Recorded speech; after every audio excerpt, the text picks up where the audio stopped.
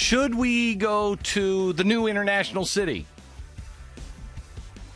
Everybody knows. When I say the international city, everybody knows what I'm talking about, right? What? Yeah, it's Boise, Idaho. No, it's not Boise, Idaho. That's ridiculous. And you know it's ridiculous. It's Pocatello. No, it's not Pocatello either. Oh, that's right. It's Bismarck, North Dakota. The international city. Mm-hmm. The international city. The one that the Chesterton, Kentucky. Owned by the world. International city. It's owned by the world.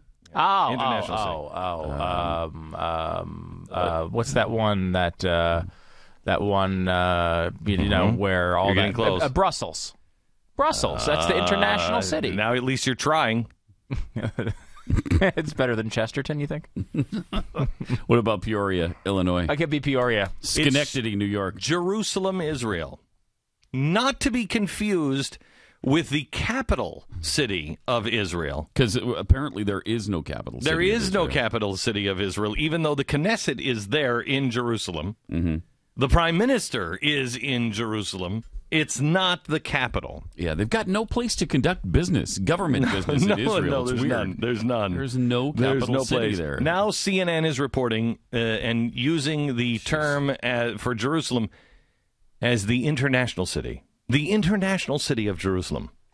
Meaning, let's bring in the UN because this city belongs to the world, not to Israel. You know, there's nobody that has protected Israel and Jerusalem and the holy sites better than the people of Israel. The holy sites are protected by Israel. Mm-hmm. The mosques, the Christian sites, and the Jewish sites, all protected by Israel. You think the UN's going to do a better job than that? Not on your life. Not on your life. You think the Muslims are going to? Not on your life. Yesterday, the State Department came out and would not distance themselves from our ally Turkey, who said that Israel was conducting terrorist strikes, saying that they were terrorist and engaged in terrorist activity. And our State Department would not distance themselves from that and say that that was wrong. Well, I couldn't believe it, but there was a scattered shower of journalism that broke out. Finally, somebody from the Associated Press actually said this. Listen. You say that it would not be helpful for you to discuss any of your conversations, that quiet diplomacy is the way to de-escalate that. Well, you've been doing your quiet diplomacy now for almost a week. How's it going so far? We are working hard with the parties. We're working hard with to anybody that maybe being less quiet might get more results? The squeaky wheel gets greased, that kind of thing? I'll let the You're staying silent while people are dying left and right. Matt, we are being far from silent. The president You're not telling us anything about what you're. When the Turks come out, when the leaders of Turkey come out and say that Israel is engaged in acts of terrorism, and you refuse to say that you don't agree with that, or maybe you do agree with it, that's being silent. Matt, we have made a decision that we need to engage in our diplomatic work. Diplomatically, we have been very, very clear about where we stand on this, which is that we don't practice diplomacy from the podium. We have been very clear that Israel has a right of self-defense. We've been very clear that rockets continue to be fired and land on Israel. We've been very clear that we are working to try to get this conflict de-escalated. We have been very clear about our concern for the civilians and innocents on both sides who are getting cut in this. You won't stick up for your ally Israel when the Turks, another one of your allies, say that they're engaged in terrorism in Gaza. We have been extremely clear about our concern for Israel's security, about the fact that Israel has a right to self-defense, but I am not going to go further than that today. Why can't you say that you don't agree with the Turks? Because I'm not going to get into a public spitting match with allies on either side. We're just not going to do that. And okay? You think that that's worse? A public spitting match with one of your allies is worse than hundreds of people dying every day? I don't understand the question here. There's not a question here. You're just looking for a fight. Isn't that? I mean, that's. I haven't heard anything like that in maybe 4 years. Yeah, a long. Yes, yeah. Since Bush. Yeah, I haven't heard that since Bush. I mean, it seems like forever. Does. But that's the way a journalist used to do its job. Mm-hmm. You don't hear it anymore. You hear maybe one tough question, and then they back off immediately. This guy would not. This guy was pissed. Leave it alone. Well, I mean, let's be honest. Let's be honest. We should all feel this way. We should all feel this way. This is, have we forgotten about 9/11? Have we really gotten to this place to where we don't see who these people are over in Gaza? We have. Yeah. We've gotten to the place to where we don't really care anymore. That's not terrorism. We don't know what that is. That's just about land. Bull crap, that's about land. They're talking about wiping the Jews off the face of the earth.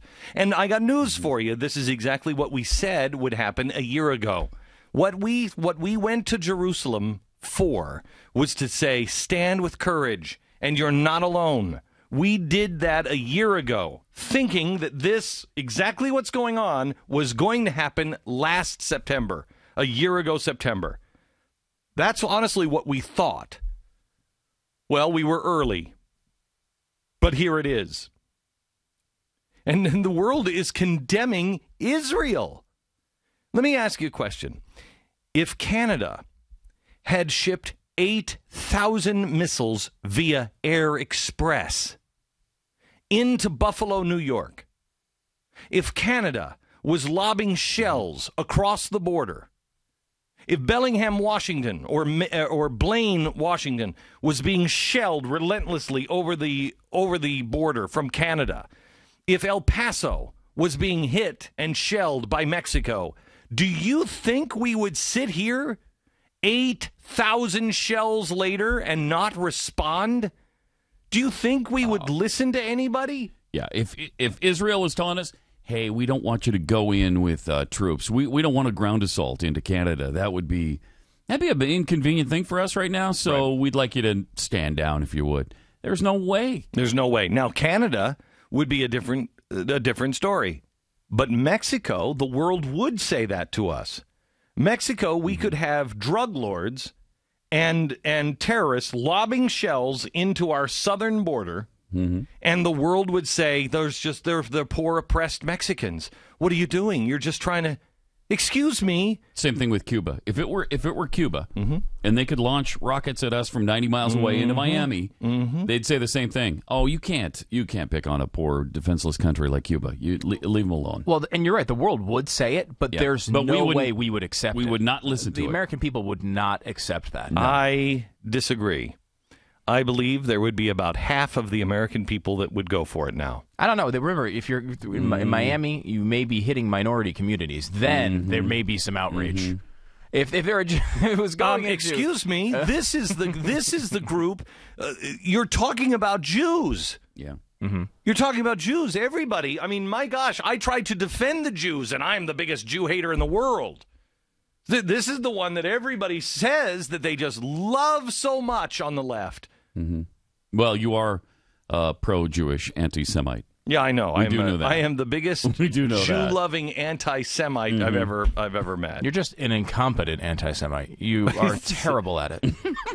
Maybe the worst. Well, you know ever. what? That's the left. Yeah. That's the left.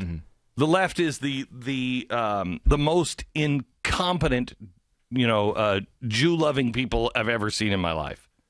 They're just totally incompetent, and that's being very, very kind. If you see the five times more likely to support Israel in this if you are a conservative and a Republican. I just wonder, all those Jewish Americans that voted for Barack Obama, how you feeling about things now? How you feeling about things? Last night, for 2 nights in a row, I've had a hard time sleeping. Because if you don't see the writing on the wall on where this world is headed, I had a hard time sleeping, not because I'm worried about telling the story anymore, because quite honestly, I'm done telling the story. I don't give a flying crap. If you don't get it at this point, you're not going to get it. I'm worried about my family.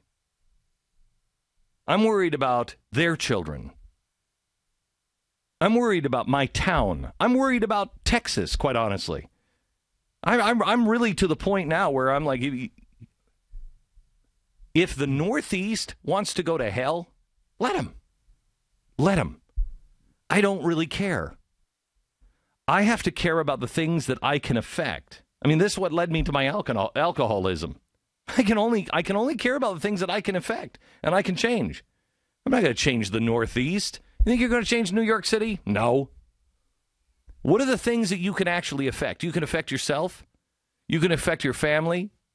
And beyond that, I mean, you have a hard time even affecting your family at times. You can affect them, but you can't control them. You can only control yourself, and you can't control the circumstances that you find yourself in. But we have to save the things that we can save. And we have to save our states. We have to save our cities.